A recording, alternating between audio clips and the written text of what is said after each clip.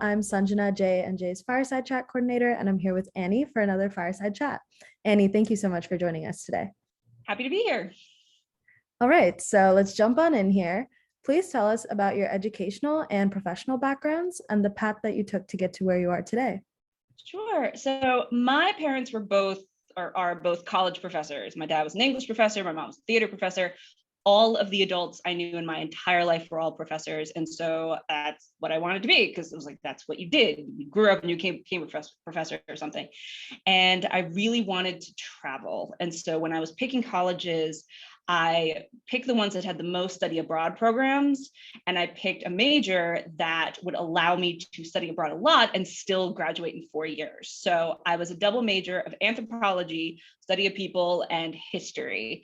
So between those two, I was able to basically apply credits to wherever I traveled to, and then have them replace it as a college class I didn't have to take because I had traveled instead.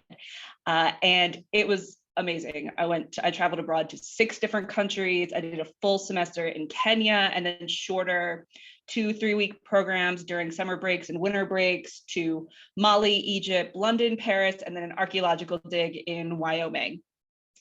And was able to graduate in 4 years.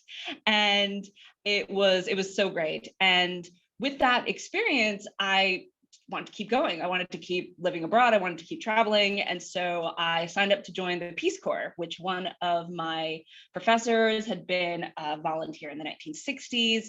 And for those who aren't familiar, it's a federal agent, it's a US federal agency. You only have to be a US citizen who's over 18 years old technically to be eligible, although it helps if you have a college degree and a little bit more skills and experience. But most people go to the Peace Corps directly after college.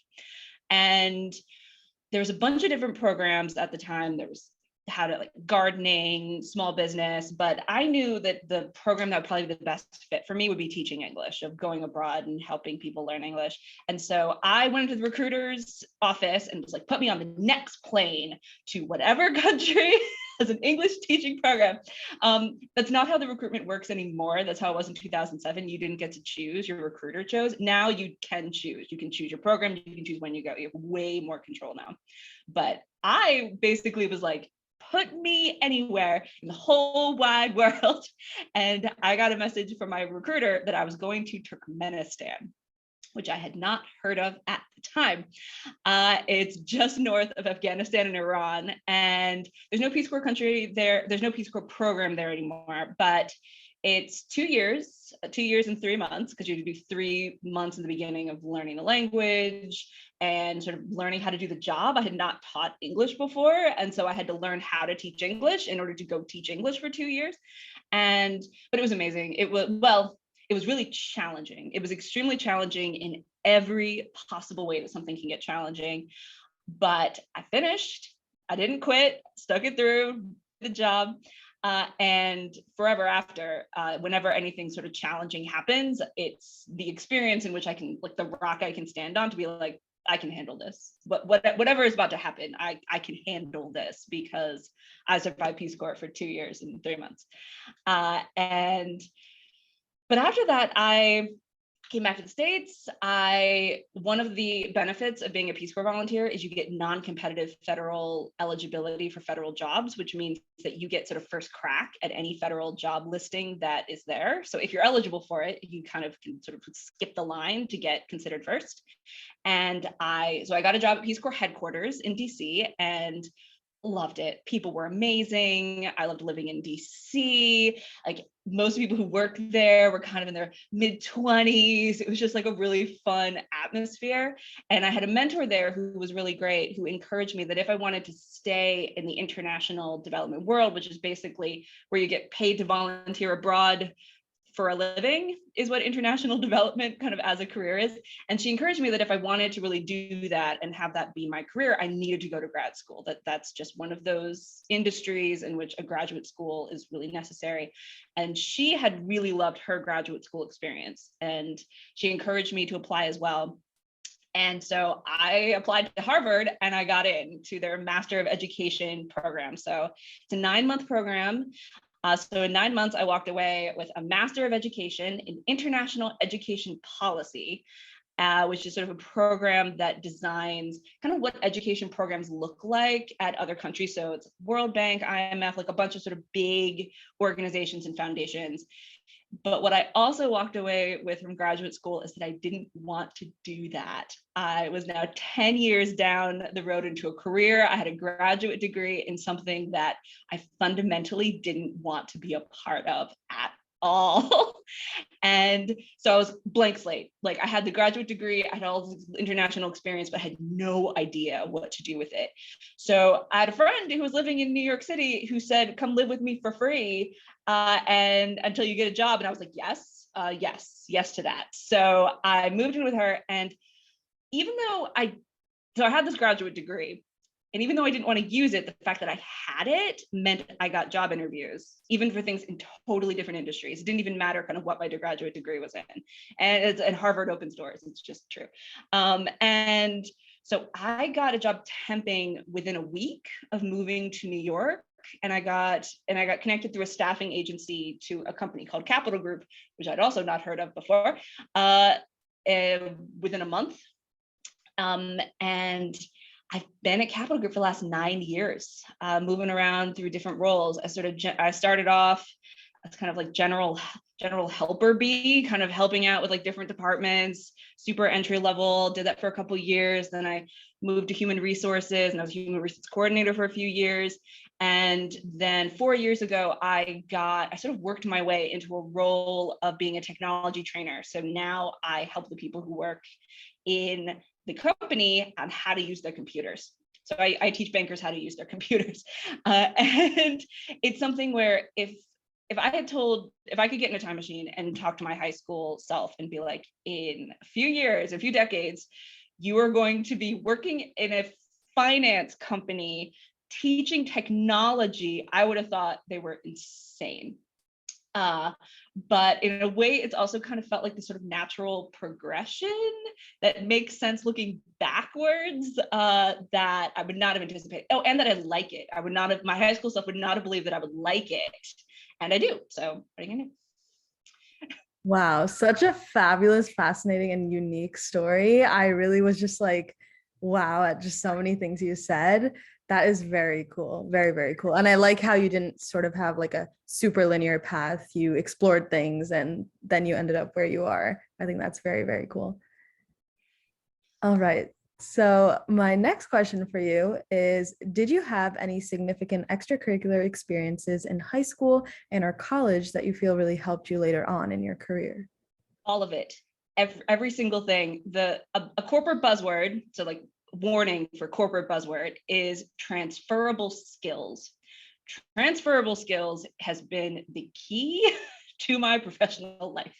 Things that you do one thing that seems completely unconnected to the other thing, but you're gaining skills underneath that can be applied to something else. So in high school, I was on the newspaper, I was on the yearbook, I was a theater kid. Newspaper and yearbook taught me how to write, and specifically they taught me how to write in order of importance. When you're writing a newspaper, you put your most important thing first, and then you structure it based on most important and then less important kind of as it goes through. Being in the corporate environment, that is also how you write emails.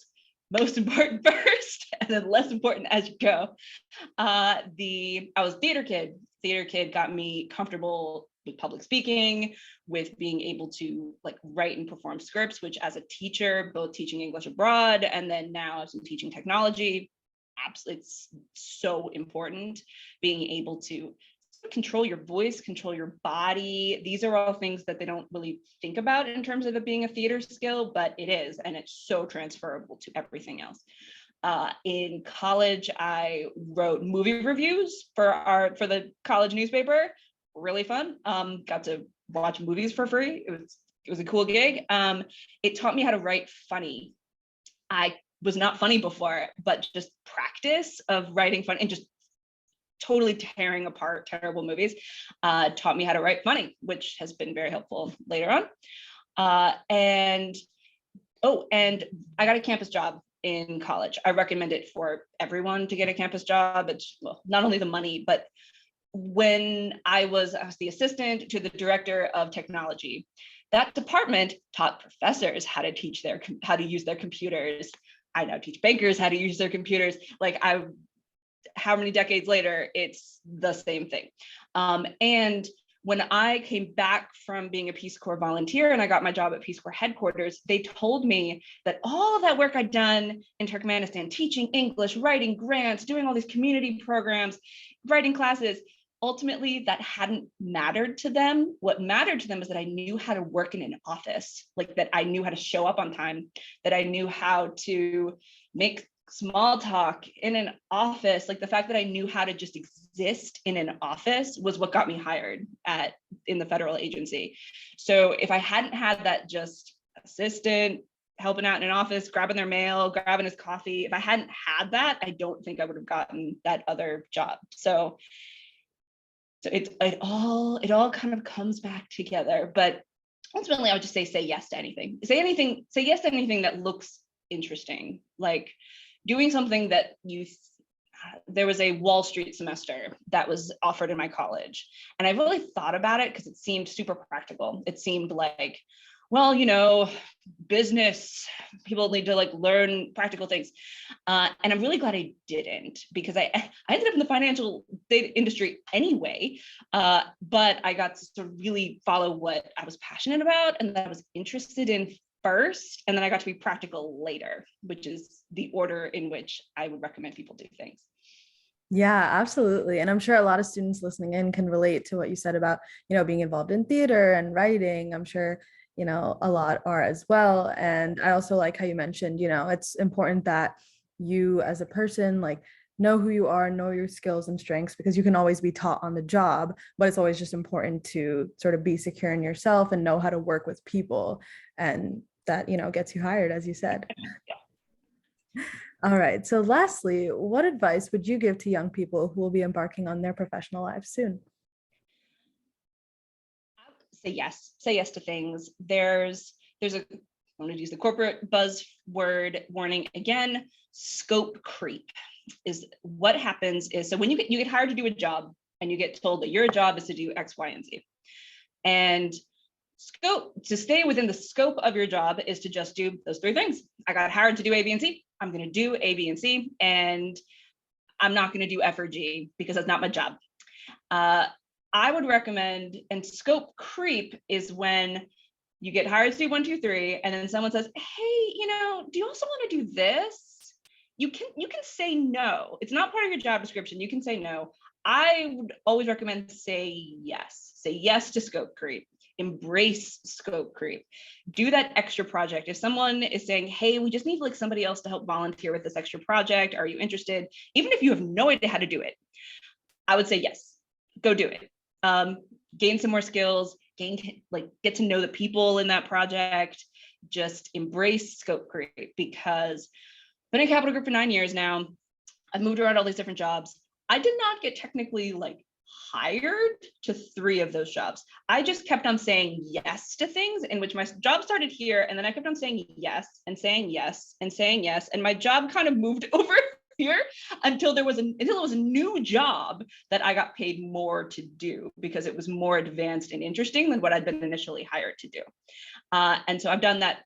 Well, I did it twice at Peace Corps headquarters. Now I've done it 3 times at Capital Group. So it's very helpful. And especially if you only ever say yes to the things that you're like, that could be interesting. It means that you're continually moving in a progression of more interesting things that you like doing, and you're kind of building skills as you go. So say yes, but say yes to the things that are actually interesting for you, not the things that somebody else tells you are going to be necessarily helpful. I just think of a lot of the advice I got in terms of people saying, oh, you need to learn more about financial industry terms. They all kind of went in one ear, out the other. I know a little, I'm in the financial industry now. I know more terms than I did when I went in. I know what fixed income versus equity is, I'm sort of kind of, but it's not interesting for me. It's just not. And so I've been able to kind of direct my job towards the things that are more interesting by kind of being purposeful about what I say yes to. Yeah, absolutely. That's amazing advice. And I kind of relate to that. I've seen that whenever I say yes to opportunities that come my way, it opens doors for a lot of things. So I love that advice. Thank you so much for sharing. And thank you so much for everything you shared in this session. It was so fabulous. And I'm sure everyone listening in will get so much out of it. Well, thank you for having me. It was really fun to sort of tell my story a little bit.